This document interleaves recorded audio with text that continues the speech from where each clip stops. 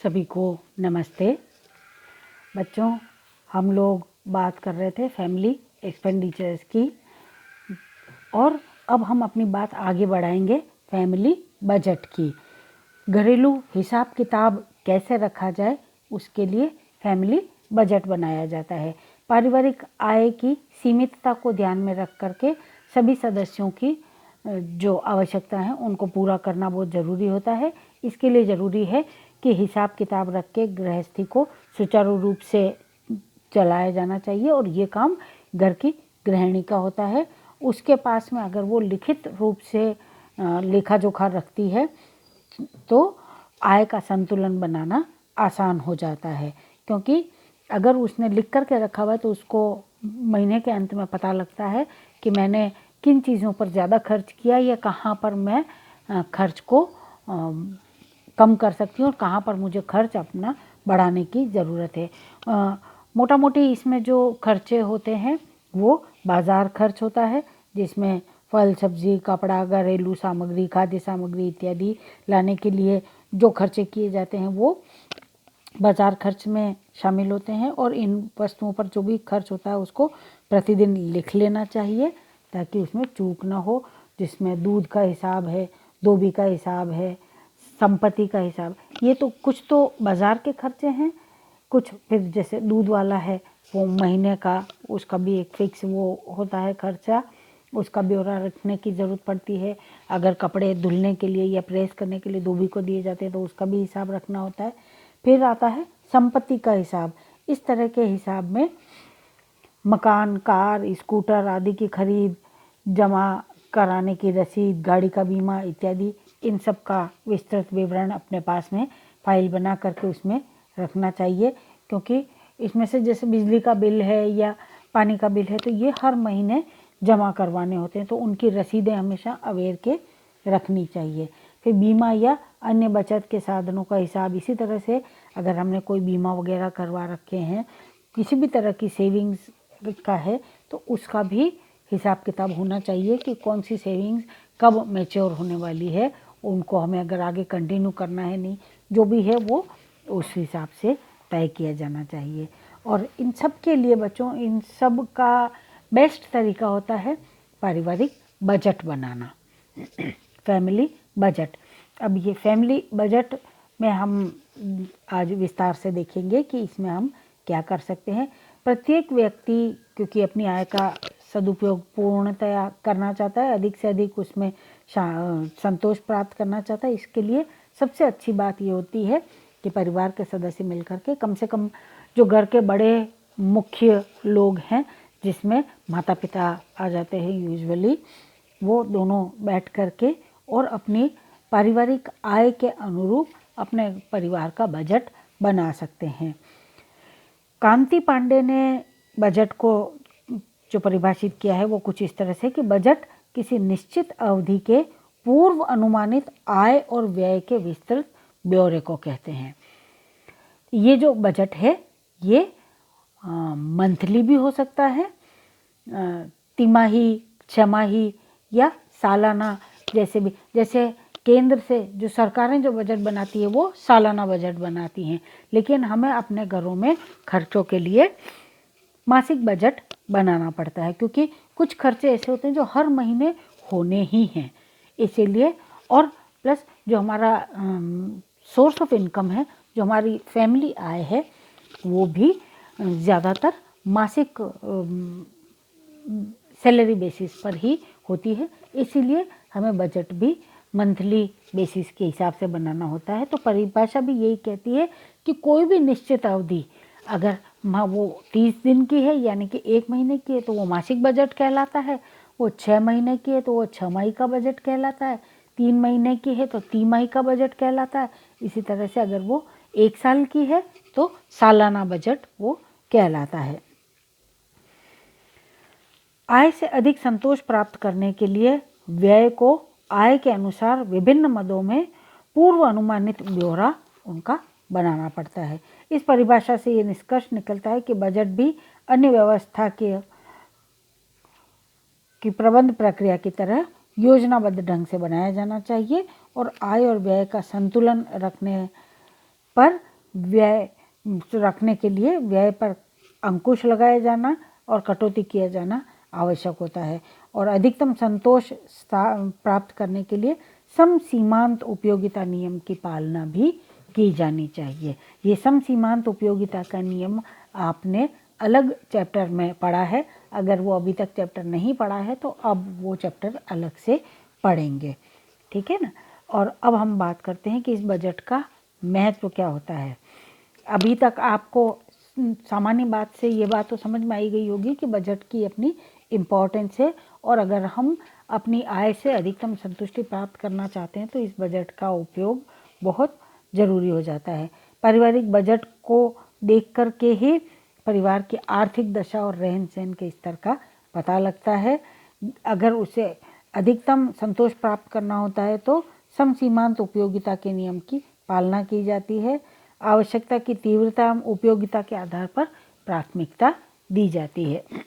उसी क्रम में हमें खर्च भी करना चाहिए। मनुष्य की आवश्यकताएं तो बहुत होती है, लेकिन हमें अपनी प्रायोरिटी डिसाइड करनी होती है कि क्या काम पहले ज़रूरी है। जैसे हर दिन भोजन करना ज़रूरी है, ये तय बात है ना।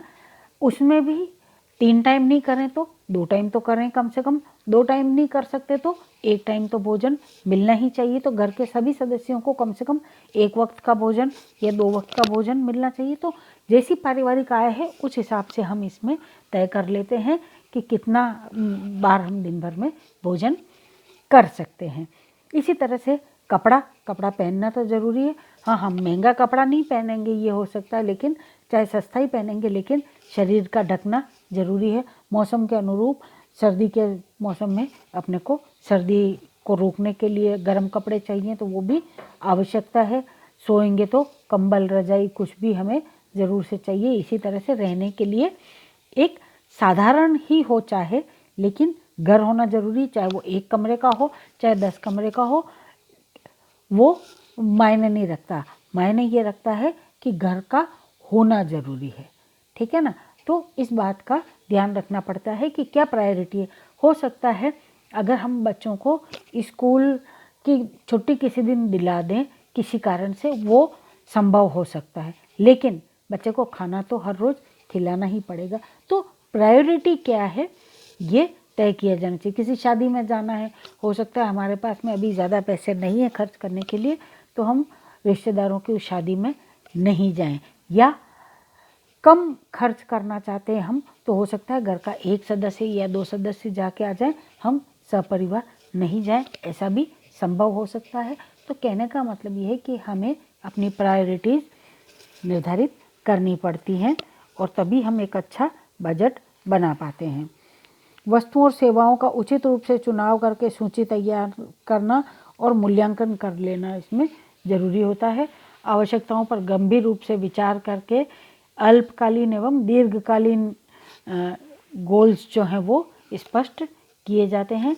दीर्घकालीन जैसे उच्च शिक्षा, बच्चों का विवाह, मकान निर्माण इत्यादि, ये इन सब के लिए प्लानिंग की जाती है कि हर महीने कितनी सेविंग की जाए या सालाना कितनी सेविंग हो, तो जा कर के जब बच्चे इस उम्र में पहुंचेंगे तो उनकी शादियां भी की जानी है या अपने मकान बनाना है इत्यादि। तो ये लॉन्ग टर्म प्लानिंग और शॉर्ट टर्म प्लानिंग हो जाती है। शॉर्ट टर्म प्लानिंग में राशन तो वो हर 30 दिन का लेकर के आना ही है।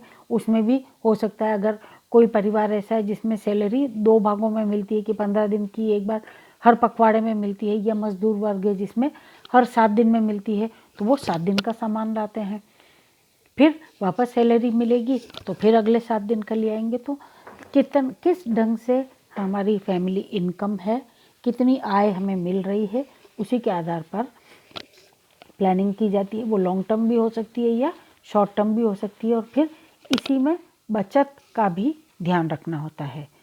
बजट बना रहे हैं और उसमें बचत यानी कि सेविंग्स की भी हमको ध्यान रखना होता है। बजट बना लेने से आय वृद्धि में भी मदद मिल जाती है। सोच विचार करके व्यय करने से मितव्ययता यानी कि मितव्ययता की आदत जो है वो विकसित हो जाती है, और अनावश्यक खर्चों पर अंकुश लग जाता है। सुनियोजित ढंग से व्यय अगर करें तो भी आय में वृद्धि होती है।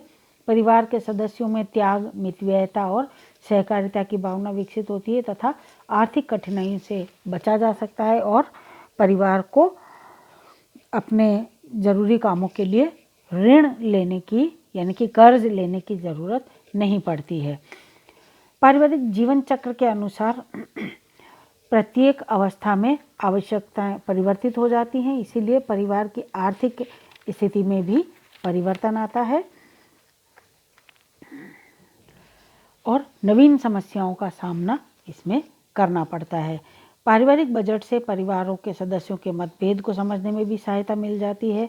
बजट बनाने में सदस्यों की सहायता लेनी चाहिए ताकि परिवार के सदस्यों को परिवार की आय का और उसको किस ढंग से खर्च किया जा सकता है उन सब का ज्ञान रहता है। उनको अपने उत्तरदायित्व का भी एहसास होता है और पर्याप्त जानकारी होने पर अपने आप ही मांग भी कम हो जाती है, तो खर्च को नियंत्रित करना भी आसान हो जाता है।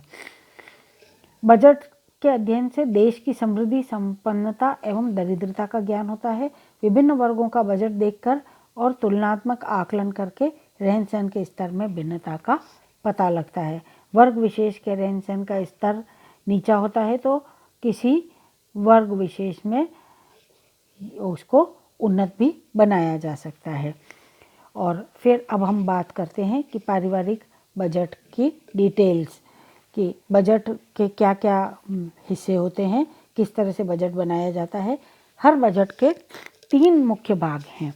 सबसे पहला है प्राथमिक भाग जिसको एलिमेंट्री पार्ट कहा जाता है। दूसरा अनुमान का भाग और तीसरा सारांश अप्रोक्सीमेट पार्ट और तीसरा सारांश। सबसे पहले हम बात करते हैं प्रारंभिक पार्ट की। इसमें ये भाग जो है वो सूचना प्रदान होता है, इन्फॉर्मेशन इसमें सबसे ज़्यादा होती है।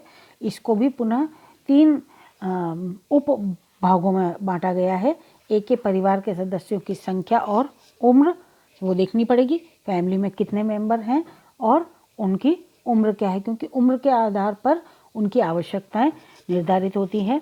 फिर परिवार की आय का ब्यौरा, आय कितनी है, सदस्य कितने हैं और फिर उसमें आय कितनी है। हो सकता है किसी घर में सिंगल सैलरी आती हो, कहीं डबल आती हो, किसी में जो सेकंड सैलरी है या कोई व्यक्ति घर का मेंबर ऐसा काम करता है जिसको हर महीने तो सैलरी नहीं मिलती, लेकिन वो कोई ऐसा काम करता है कि उसको चौथे महीने, छठे महीने में या साल में एक बार ज़रूर से उसका प्रॉफिट उसको मिलता है, तो उसको भी हम सालाना आय में तो जोड़ सकते हैं लेकिन पारिवारिक आय में नहीं जोड़ सकते। या फिर अगर उसको पारिवारिक आय में, तो फिर जो सालाना इनकम है उसको बांटना पड़ेगा कि साल के अंत में, जैसे दिसंबर में अगर किसी को पैसा मिला है पिछले साल का, तो वो अब पिछले साल में तो नहीं काम आ सकता था लेकिन अब अगले साल में वो काम आ सकता है। तो उसमें हम इस ढंग से उसको प्लान कर सकते हैं कि उस अमाउंट को या तो अगर मंथली बजट में उसको शामिल करना है तो उसको बांट करके और 12 हिस्सों में किया जा सकता है, और या फिर उसको ऐसे कामों के लिए रोका जा सकता है जो साल में एक बार होने हैं। जैसे कोई शादी का काम है, किसी की बच्चे की किसी की फ़ीस है, क्योंकि ये सब सालाना जमा होते हैं। या और भी कोई बहुत से काम ऐसे, कोई गाड़ी खरीदनी है, कोई रिपेयर मेंटेनेंस है, मकान में कोई मरम्मत का काम करना है, कोई नया सामान खरीदना है, घर में बड़ा आइटम खरीदना है, तो ये उसके आधार पर तय किया जा सकता है। और फिर बजट की अवधि, इसमें तीसरा कि कितने समय के लिए बजट बनाया जा रहा है। जैसे मैंने पहले भी बात की थी, शॉर्ट टर्म और लॉन्ग टर्म प्लानिंग होती है, तो 1 महीने का बजट हो सकता है, उस महीने में भी हर 7-7 दिन का बजट अलग हो सकता है इत्यादि। इस तरह से प्रायः ये 1 माह का होता है, लेकिन कम या ज़्यादा अवधि का भी बनाया जा सकता है, और जितनी कम अवधि का होगा वो उतना ही सफल रहेगा क्योंकि उस पर नियंत्रण करना आसान होता है। और दूसरा है फिर इसमें अनुमान भाग यानी कि अप्रोक्सीमेट पार्ट, जिसमें 3 इसके अगेन पार्ट है। एक तो व्यय के मद का विवरण कि भोजन पे कितना खर्च करेंगे, कपड़े पे कितना करेंगे, मकान पे कितना करेंगे, स्वास्थ्य के लिए कितना, शिक्षा के लिए कितना, और इस तरह से सोन, ठीक है। दूसरा उपभोग की मात्रा क्या है, कितना कंज्यूम होता है। जैसे भोजन है तो भोजन के लिए एक अंदाज़ा लगाना पड़ता है कि प्रतिदिन यहाँ देखो बच्चों, यहाँ आपकी होम साइंस सारी काम आती है। अभी आपने नहीं पढ़ा है, लेकिन जब आप सेकेंड ईयर में आएंगे तो फूड्स पढ़ेंगे, तो उसमें हम हर व्यक्ति, प्रति व्यक्ति कौन कितना कंज्यूम करता है भोजन, उसके बारे में पूरी जानकारी हम उसमें लेते हैं। तो यहाँ देखिए कि सब्जेक्ट की इम्पोर्टेंस नज़र आती है कि हमारे सारे सब्जेक्ट एक दूसरे से कितना जुड़े हुए हैं, क्योंकि उपभोग की मात्रा, अब एक व्यक्ति एक दिन में कितना अनाज खा सकता है, कितनी चपाती खाता है, उसका एक अंदाज़ा लगता है। उससे हर दिन घर में कितने आटे की ज़रूरत पड़ेगी वो पता लगता है। और जब एक दिन में इतने आटे की ज़रूरत पड़ेगी तो महीने में 30 दिन होते हैं, 30 दिन कितने की ज़रूरत पड़ेगी, तो उससे एक अंदाज़ा लगता है कि महीने में 10 किलो आटा उठेगा, 15 किलो उठेगा, 5 किलो उठेगा। तो मेंबर्स का नंबर प्लस उनका उपभोग का नंबर, ये खाली एक आटे की बात नहीं है। इसी तरह से दाल भी है, शक्कर भी है, चाय भी है, या सब्जियां भी है, दूध भी है, दही भी है, जो कुछ भी हम राशन के सामान लाते हैं वो सब इसमें शामिल होते हैं। तो उपभोग की मात्रा क्या है, और फिर दर तथा व्यय किया गया कुल धन कितना है। दर यानी कि रेट। अब जैसे अगर आटा चाहिए तो पता है कि जब आप आगे पढ़ेंगे तो देखेंगे कि जैसे 20 से 25 ग्राम की हम एक चपाती खाते हैं। अगर घर में 2 चपाती प्रति व्यक्ति खाते हैं, घर में अगर 4 जने हैं तो कम से कम 8 से 10 चपाती हर बार बनती हैं। तो उस चपाती के लिए कितना आटा चाहिए, वो उसकी दर कितनी है, यानी कि कितना खर्च होगा। अब अगर 1 किलो गेहूं का क्या भाव है, उससे वो उसकी दर हो जाती है। उस हिसाब से ये पता लग जाता है कि प्रतिदिन इतने किलो आटा अगर खर्च हो रहा है तो इसका मतलब कम से कम इतना पैसा तो हर दिन लगेगा ही। तो दर तथा व्यय किया गया कुल धन कितना है, और इसमें पीछे से भी मदद मिल जाती है कि पिछले महीने में हम कितना गेहूं लाए थे, कितना खर्च हुआ, कितना बच गया, कम पड़ा, ज़्यादा हुआ, जो भी हुआ, तो उससे एक अनुमान भी लग जाता है। तो इस तरह से ये अनुमान का भाग कहलाता है। और तीसरा आता है सारांश। मुख्य मदों पर प्रतिशत व्यय यानी कि परसेंटेज निकाला जाता है इसमें कि मुख्य मदों में आय का कितना प्रतिशत व्यय किया गया है। और फिर बचत एवं ऋण यानी कि परिवार की कुछ बचत भी होती है और या फिर परिवार ऋणी होता है। तो ये सब उसके सारांश में शामिल होते हैं। आज हम अपनी बात को यहीं विराम देते हैं। अगले क्लास में हम बात करेंगे बजट निर्माण की विधियों की, कि बजट बनता कैसे है। तब तक के लिए अपना ध्यान रखिएगा, सुरक्षित रहिएगा। धन्यवाद।